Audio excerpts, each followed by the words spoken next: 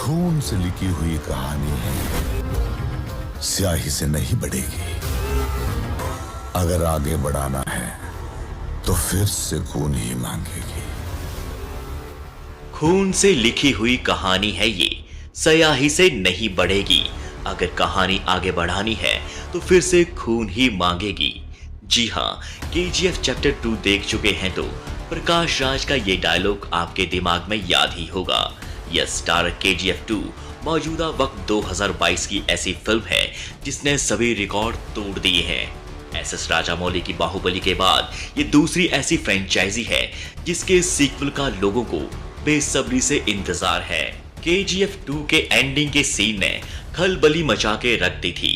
जब ये साफ हो चुका था कि केजीएफ चैप्टर 3 भी आएगा तो हर किसी के मन में सिर्फ यही सवाल है कि अब कहानी में क्या होगा, अब रॉकी का क्या बवाल रहने वाला है। और सबसे बड़ा सवाल तो ये था, क्या राजा कृष्णप्पा बैरिया रॉकी यानी कि जिंदा है या नहीं। डायरेक्टर प्रशांत नील बीते 10 साल से अपने दिल और दिमाग में कोलार गोल्डफील्ड की कहानी लिए घूम रहे हैं।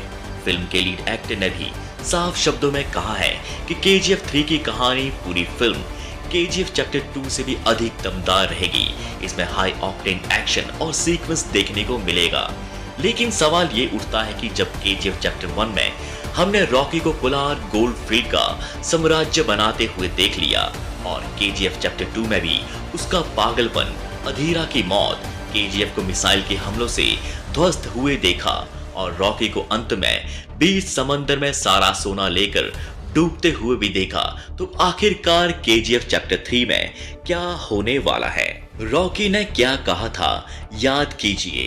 बोल रहे क्या चाहिए रे तेरे को? अब भी वही चाहिए जो 20 साल पहले चाहिए था। दुनिया। बचपन से ही रॉकी से एक सवाल पूछा जा रहा था, वह हर बार उसका एक ही जवाब देता था।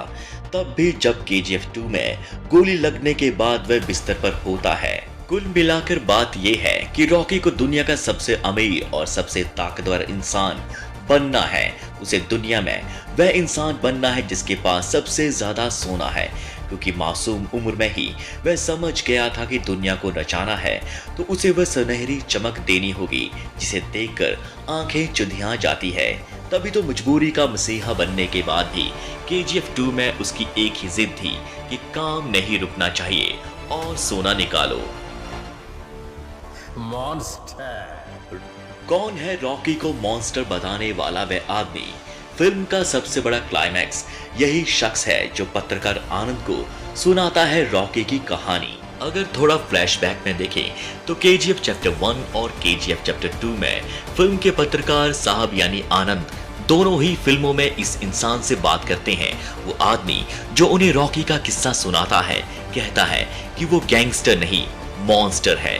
वही जो वो किस्सा बताता है कि कैसे पुलिस ने थाने में रॉकी को बिठा दिया था, लेकिन जब ड्राइविंग लाइसेंस पर नाम देखा तो पूरा आसमान हिलने लगा। वही कैरेक्टर जिसने बताया था कि रॉकी सप्लायर का गन चेक करने के लिए 13 लोगों के बीच अकेले पब में कैसे घुस गया था। ये वही किरदार है जो केजीएफ चैप्टर 2 के आखिर में फिर आता है। आनंद उसके पास जाकर कहता है कि तुमने सही कहा था कि वो गैंगस्टर नहीं, मॉन्स्टर है, मॉन्स्टर।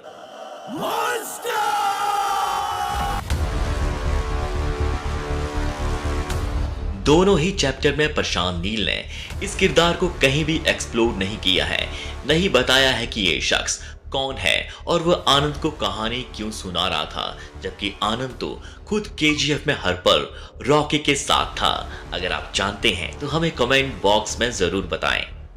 अब याद कीजिए एंडिंग का वह सीन जब एक अमेरिका के व्यक्ति को कुर्सी में बैठा हुआ दिखाया गया है। उसके हाथ में अखबार होता है जिसकी हेडलाइन है इंडियाज बिगेस्ट क्रिमिनल और दूसरे हाथ में दुनिया का पॉपुलर मैगजीन टाइम है जिसके कवर पेज पर लिखा है वर्ल्ड बिगेस्ट क्रिमिनल, यानी कि जब तक रमिका को रॉकी के बारे में पता चलता है तब तक रॉकी के 16 देशों का सबसे बड़ा मॉन्स्टर बन चुका होता है। तो दोस्तों अभी बहुत सारे सवालों के जवाब हमें केजीएफ चैप्टर 3 में ही मिलेंगे। अगर आपकी कोई थ्योरी है तो हमें कमेंट बॉक्स में ज़रूर बताएं और अगर वीडियो अच्छी लगे तो इसको लाइक और शेयर करें और चैनल को जरूर सब्सक्राइब करें। तो आज के लिए इतना ही, मिलते हैं एक और नए वीडियो के साथ। अपना ख्याल रखें, सुरक्षित रहें।